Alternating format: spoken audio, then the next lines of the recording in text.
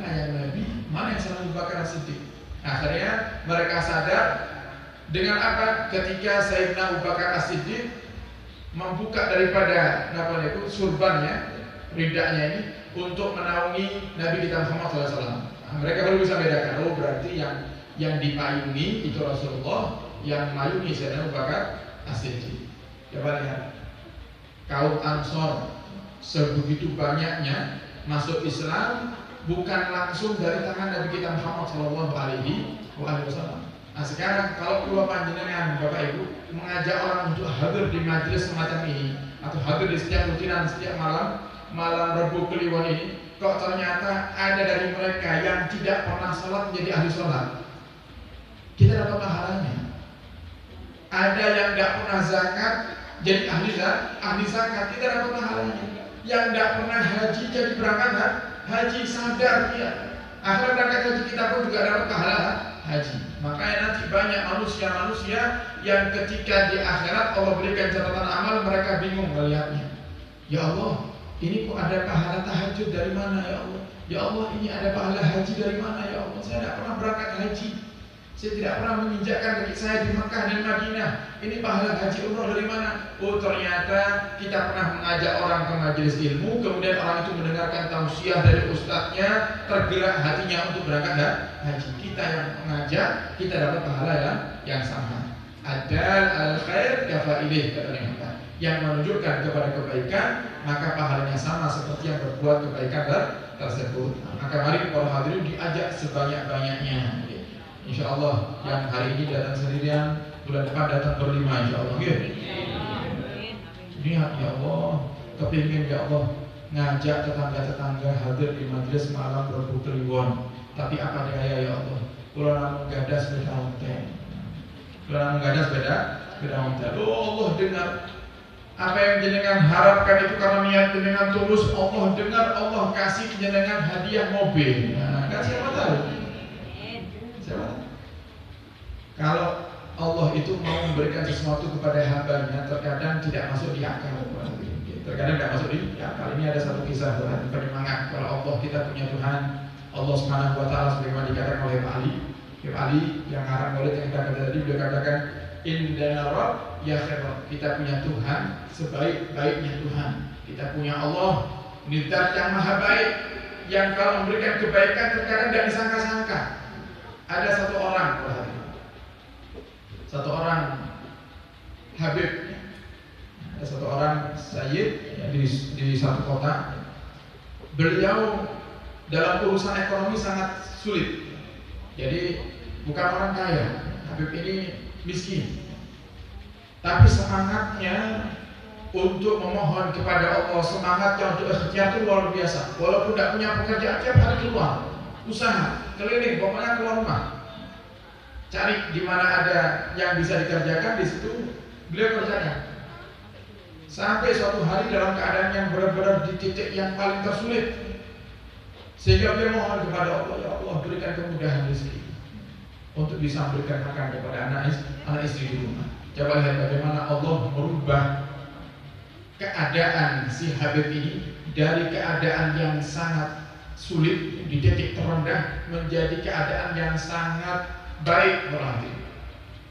Ketika beliau sedang jalan ikhtiar, ya mungkin ketemu dengan lowongan-lowongan kerja, tempat-tempat yang mencari pegawai. Beliau jalan, berarti tiba-tiba ada mobil oleng. Mobil oleng. Karena oleng mobil itu akhirnya masuk ke dalam sungai. Mobil itu jatuh ke dalam sungai. Jadi saat itu banyak warga sekitar yang hanya menonton, hanya menonton. Nah, ini zaman itu orang itu, apalagi zaman sekarang, tidak hanya nonton di video. Nah, yang saat ini tidak kecelakaan, bukan malah nolong, malah video. Nah, saya kecelakaan kecil-kecil jadi band. Ini zaman sedan ini. Ada orang sakit bukan malah ditolong, malah di video. Ada orang sakaratul maut bukan malah ditalkin, malah di video. Kemudian ditalkin la ilaha illallah di video. Kayak kita muncul malaikat selalu di video malah begini. Ini zaman itu benar zaman edan. Nah ini begitu jatuh itu mobil ke dalam sungai, para hadirin Warga itu cuma melihat. Kenapa? Karena warga itu memiliki keyakinan, wah ini orang mabuk sudah biarkan aja sekalian mati, biar tidak nyusahkan orang.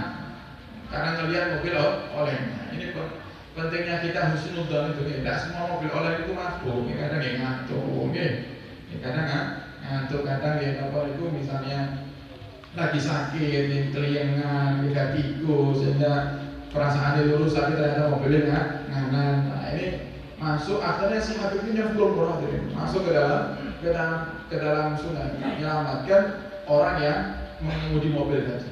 Diselamatkan dalam keadaan kondisi orang yang tidak sadar, dibawa sama Habibnya ke rumah sakit. Kemudian ditunggu sama Habib, keluarga korban ini datang. Begitu keluarganya datang, Habibnya pamit pulang. Begitu selesai, para hadirin, korbannya sadar. Korban itu tanya kepada keluarganya, siapa yang nolong saya? Saya perasaan ingat saya masuk dalam sungai, kemudian saya tidak sadarkan diri. Yang mengeluarkan saya dari mobil, kemudian mengantarkan saya ke rumah sakit itu siapa? Nah, kemudian keluarganya bilang, oh ya ada orang yang mukanya kayak Arab gitu, kayak Arab gitu. Terus pokoknya nanti kalau saya sudah keluar dari rumah sakit, tolong antarkan saya ke tempat di mana saya kecelakaan. Saya kepingin cari orang itu. Nah, akhirnya begitu selesai, sembuh si pasien ini, si korban ini pergi ke tempat dia kecelakaan, tanya keluarga itu, ke masyarakat sekitar, yang nolong saya itu siapa, rumahnya di mana. Akhirnya sampai ketemu rumahnya, ketemu, datang bertamu ke rumah si Habib ini, mengucapkan terima kasih banyak sudah membantu. Kemudian ngobrol-ngobrol asik, dan korban ini tanya, korban kecelakaan ini tanya, Bapak kerjanya apa? Bapak kerjanya apa? Oh ya, saya saat ini masih belum punya pekerjaan, masih mencari, dalam tahap mencari pekerjaan. Ya sudah, gini aja. Kebetulan Pak, saya punya pabrik elektronik. Kata korban yang kecelakaan ini, saya punya pabrik elektronik. Kebetulan bulan ini waktunya cuci gudang. Barang-barang yang baru-baru itu, tapi yang sudah produk lama, itu akan saya obral, dijual hancur-hancuran harganya. Nah, barang yang lama-lama itu, tapi masih baru, cuma produk lama, itu semuanya saya kasihkan ke panjenengan sebagai modal usaha panjenengan gratis, tidak pakai bayar apa-apa. Jawabannya. Nah, akhirnya si Habib ini jualan elektronik, para hadirin. Nah, ini itu pabriknya itu terkenal. Kalau saya sebut, jangan pasti tahu semuanya itu pabriknya itu. Dijual barangnya, jadi orang yang sekarang ekonominya luar biasa di Surabaya, kaya. Jadi orang yang kaya. Coba Allah itu kalau berubah keadaan pulau panjenengan, cuma butuh waktu sebentar. Sebagaimana Allah katakan dalam Al-Quran, tinggal Allah katakan apa? Kun fayakun. Jadilah, maka akan terjadi. Jadi Allah itu kalau berubah keadaan seorang mudah, orang hati. Maka ayo cari gimana caranya Allah bisa merubah keadaan pulau panjenengan. Tentunya itu butuh wasilah, butuh perantara. Perantara apa? Perantaranya amal soleh. Allah akan rubah keadaan pulau panjenengan kalau ibadah pulau panjenengan banyak. Dan termasuk pahala yang paling besar untuk kita mencari wasilah agar Allah merubah keadaan kita saat ini, Allah kabulkan hati kita saat ini, adalah duduk di majelis ilmu. Karena duduk di majelis ilmu ini, para hadirin, pahalanya lebih besar daripada sholat 1000 rakaat, pahalanya lebih besar daripada kita mensolati dan menguburkan 1000 jenazah, lebih besar daripada pahala menjenguk 1000 orang sakit. Maka tentunya pahalanya besar, dan insya Allah semakin banyak yang kita ajak, semakin besar kemungkinan Allah akan berubah kehidupan kita, insya Allah. Nah, semoga Allah jadikan kita orang-orang yang bahagia hidup di dunia dan bahagia nanti hidup di akhirat. Amin ya rabbal alamin. Allahu a'lam bishawab. Nah, sebagaimana tadi disampaikan, para hadirin, di Nganjuk saya ada rutinan saat ini sementara masih 3 di sini. Dan malam hari ini pembukaan, tapi untuk kesininya saya sudah 3 kali. Nah, insya Allah ini rutinan setiap malam dari Kliwon. Kemudian di Meluyu. Di Meluyu itu Sabtu Pahing. Di Meluyu itu Sabtu Pahing ba'da zuhur, selesai sholat zuhur. Jadi diusahakan sholat zuhur di sana. Jadi mungkin kalau di sini berapa jam? 1 jam lebih, 1 jam setengah ya, kira-kira di sini ya. Setelah sholat zuhur kita baca maulid, kita ngaji kitab Arba'in Nawawi. Kemudian rutinan yang selanjutnya di Masjid Ar-Rahmah setiap Jumat malam Sabtu wakil. Jumat malam Sabtu wakil di Masjid Ar-Rahmah Mangudikaran Kota Nganjuk. Insya Allah nanti akan ada beberapa yang selanjutnya dan kami berharap seperti Masya Allah panjenengan Ustaz Andi dan Ustaz Nur Hadi dan mungkin beserta rombongan. Ini rombongan dari Mangudikaran datang ke Kedungringin. Nanti yang kalau di di Rahmah kadang yang dari Bulu juga datang dari Rahmah. Kami juga berharap yang dari Kedungringin nanti di acara-acara kita selanjutnya di Nganjuk juga ikut mendukung, ikut meramaikan insya Allah. Apalagi yang kita baca Maulid Sebuturah Al-Hadirin. Ini Maulid rahasianya luar biasa. Ini Maulid rahasianya luar biasa. Untuk melancarkan rezeki perbanyak baca Maulid ini. Kalau kita tidak bisa baca sendiri, paling tidak kita hadir di majelis Maulid Sebuturah. Oleh karenanya apa yang dibaca oleh para habaib termasuk di acara-acara Maulid, ketika bulan Maulid selalu Maulid Sebuturah. Semuanya punya manfaat. Maulid Sebuturah ada manfaatnya. Maulid Ibai juga punya manfaat. Maulid Azab juga punya manfaat. Barzan juga punya manfaat. Termasuk Maulid kita baca ini barokahnya luar biasa. Dan beliau sudah pernah mengatakan para hadirin, nanti suatu hari kata beliau ketika ngalang Maulid ini, Maulidku akan dihafal oleh banyak kaum muslimin dan akan tersebar di penjuru dunia. Dan ternyata benar. Kalau di sini para hadirin mungkin masih jarang yang hafal ini. Saya pernah safari Maulid di Kalimantan, di pedalaman Kalimantan. Itu semua masyarakatnya membaca Sebuturah itu sudah biasa, tidak pakai kitab seperti kalau panjenengan kalau baca Yasin itu. Jadi kalau hadir majelis Sebuturah itu bisa mengikuti walaupun tidak melihat di kitab. Padahal mereka tinggal di pelosok. Mereka kesulitan untuk mencari sinyal HP itu sulit. Tapi Maulid Sebuturah mereka hafal. Bahkan kalau sudah maulidan itu, kalau sudah bulan Maulid, ketika saya safari di sana, acara inti di masjid besarnya jam 10. Jam 10 maulidan. Habis jam 10, suasana mahkamah para hadirin pindah ke rumah warga. Dari satu rumah selesai tausiah pindah lagi ke rumah sampingnya. Jadi satu hari itu maulidan di kampung itu para hadirin. Jadi setiap rumah menyediakan menyediakan konsumsi masing-masing. Ada mungkin, jadi saya tausiah jam 10 di masjid besarnya, nanti jam 11 di rumah sebelahnya masjid, jam 12 nya lagi di sebelahnya lagi, terus keliling. Jadi kalau sedang Maulid itu benar-benar hidup, suasana Maulid Nabi itu benar-benar berbeda. Nah, insya Allah saya juga berharap hal ini juga bisa kita praktekkan di wilayah-wilayah kita masing-masing. Kalau sedang Maulid Nabi, hidupkan, buktikan kalau kita cinta kepada Nabi Muhammad SAW.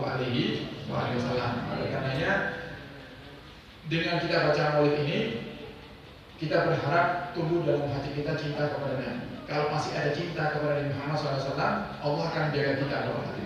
Orang-orang yang hendak menghancurkan Islam, mereka tidak akan bisa. Nah, makanya selalu saya sampaikan, kenapa setiap beberapa tahun ada saja orang-orang yang mencoba untuk menghina Nabi kita Muhammad SAW. Ya Pak, di masa kita saja nih, di masa kita ini belum masa-masa dahulu ini. Masa kita beberapa tahun yang lalu ada dari mana Prancis yang gambar karikatur Nabi kita Muhammad. Kemudian beberapa waktu juga yang lalu ada dari mana itu Swiss atau mana itu lupa saya. Kemudian kemarin dari India, ada itu perdana menteri apa siapa itu dari India menghina Nabi kita Muhammad SAW. Kemudian baru-baru ini di Indonesia, siapa yang punya nama Muhammad dapat bir gratis, dapat minuman keras gratis. Tahu semuanya itu untuk apa? Mereka mencoba untuk menjadikan Nabi Muhammad tidak ada di hati keluarga ini. Mereka orang-orang yang ingin menghancurkan Islam, mereka ingin kita umatnya Nabi ini tidak cinta kepada Nabi kita Muhammad SAW. Sehingga di antaranya yang ini setan gepeng ini, kenal setan gepeng, setan gepeng ini setan gepeng ini. Ini namanya setan gepeng. Kenapa? Karena banyak orang-orang yang tidak kenal dengan Nabi Muhammad karena hati anak kecil. Makanya para ulama itu selalu pikirkan gimana caranya. Gimana kita akan cinta kalau kita tidak membaca sejarahnya Nabi Muhammad? Ini benar. Nah, kitab sejarah Nabi itu besar orang hadirin. Kalau kita yang baca, insya Allah malas kita.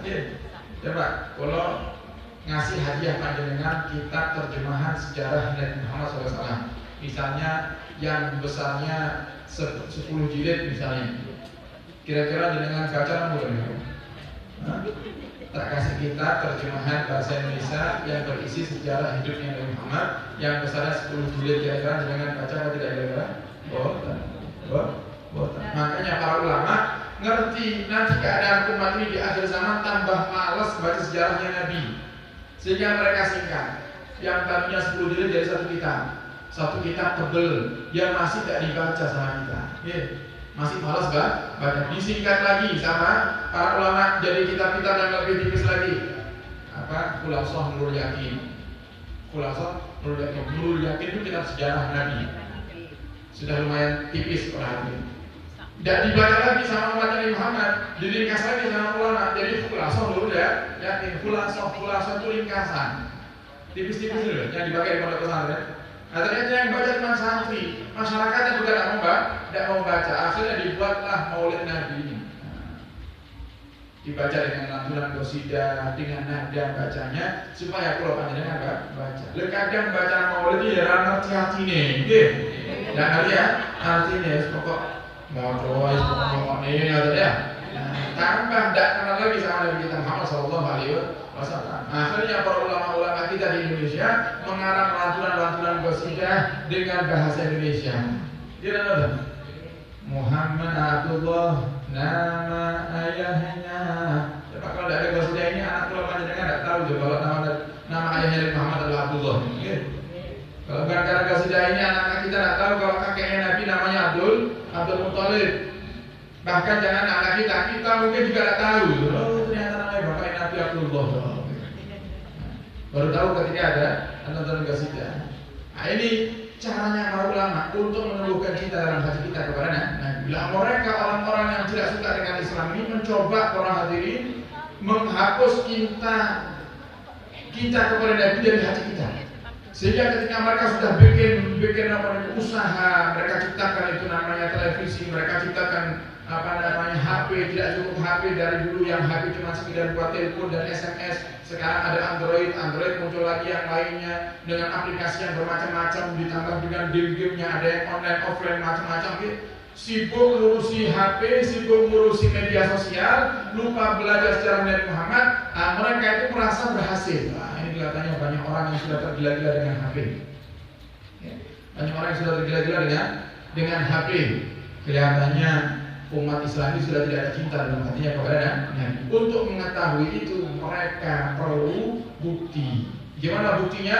Mereka munculkan orang-orang yang dibayar untuk menghina Nabi kita Muhammad Sallallahu Alaihi Wasallam. Kepingin tahu responnya korban dengan seperti apa sih? Kalau Nabinya dihina itu respon kita seperti apa sih? Apakah masih umat Islam tidak terima? Apakah masih banyak yang marah? Kalau kiranya umat Islam sudah tidak ada yang marah, maka di saat itulah mereka akan kuasai kita. Maka di saat itulah kita akan dihancurkan oleh mereka, karena kekuatan utama yang menjadikan mereka orang-orang di luar Islam ini yang hendak menghancurkan Islam, mereka takut, yaitu ketika melihat umat Islam masih mencintai Nabi-Nya. Karena pintu menuju Allah Subhanahu wa taala Nabi kita Muhammad sallallahu alaihi wasallam. Qul in kuntum tuhibbunallaha fattabi'uni yuhibbukumullah. Katakan wahai Muhammad, jika kalian mengaku cinta kepada Allah Subhanahu wa taala, maka ikuti Nabi. Bagaimana kita akan mengikuti Nabi kalau kita tidak cinta kepada Nabi? Jadi itu mereka pintar orang hadirin ini. Jadi mereka juga ngaji. Sama seperti Abu Jahal. Ini sekarang ini penerus-penerusnya Abu Jahal itu. Abu Jahal itu ketika Nabi majlisan, hadir di majlis. Jadi Abu Jahal itu malah lebih semangat daripada kita.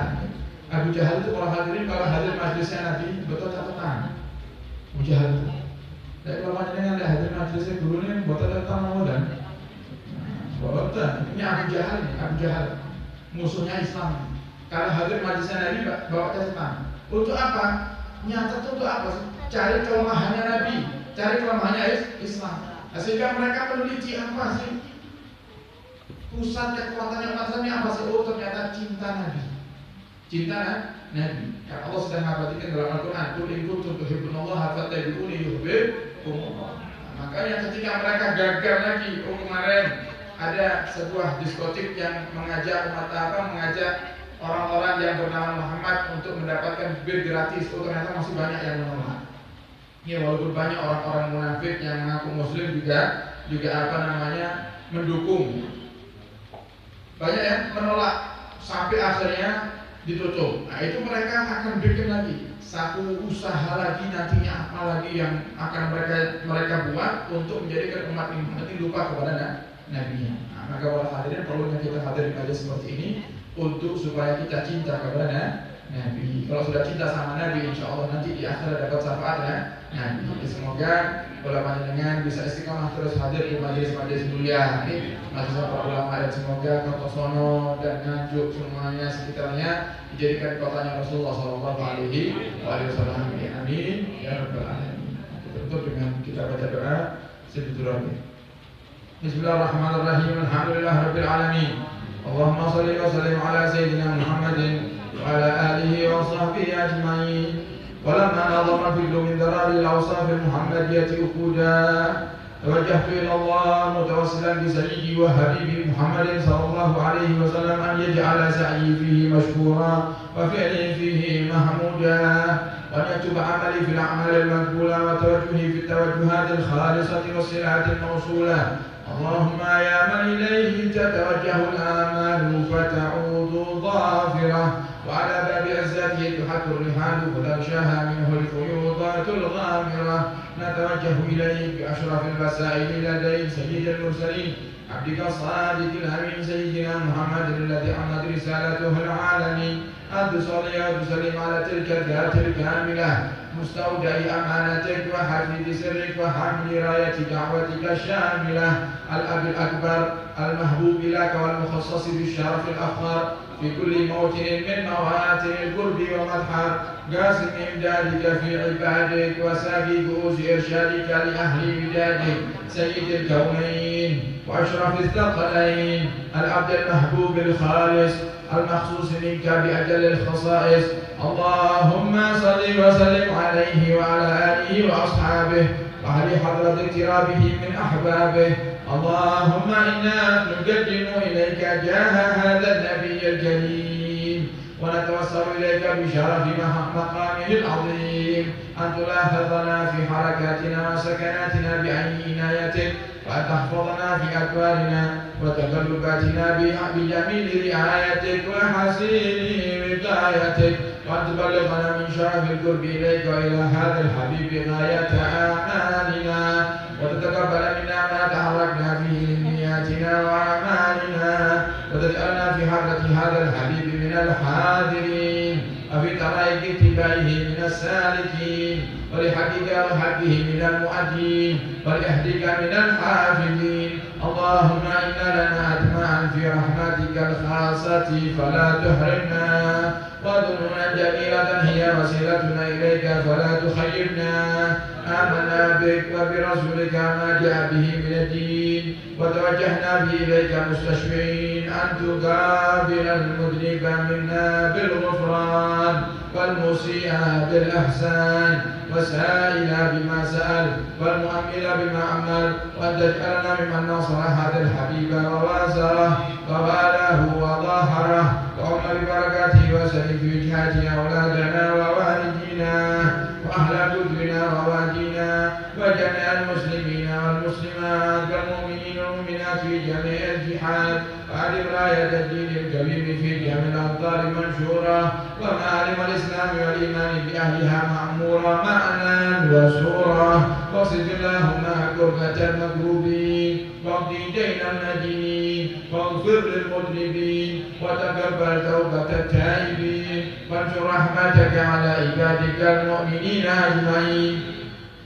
واكفي شر المعتدين والظالمين وابسط العدل بولاة الحق في جميع النواهي والأقطار وأيدهم بتأييد من عندك ونصر المعاندين من المنافقين والكفار. واجعلنا يا ربي في الحزن الحسين من جميع البلايا وفي الحزن المكين من الذنوب والخطايا وأعذنا في العمل بطاعتك وصدق في خدمتك دائمين.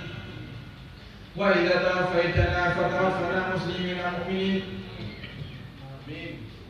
واختم لنا منك بخير أجمعين. وصل وسلم على هذا الحبيب المحبوب بالأجسام والأرواح والقلوب وعلى آله وصحبه ومن إليه منسوب.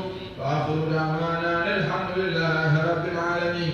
سبحان ربك رب العزة عما يصفون وسلام على المرسلين والحمد لله رب العالمين. بسر الفاتحة.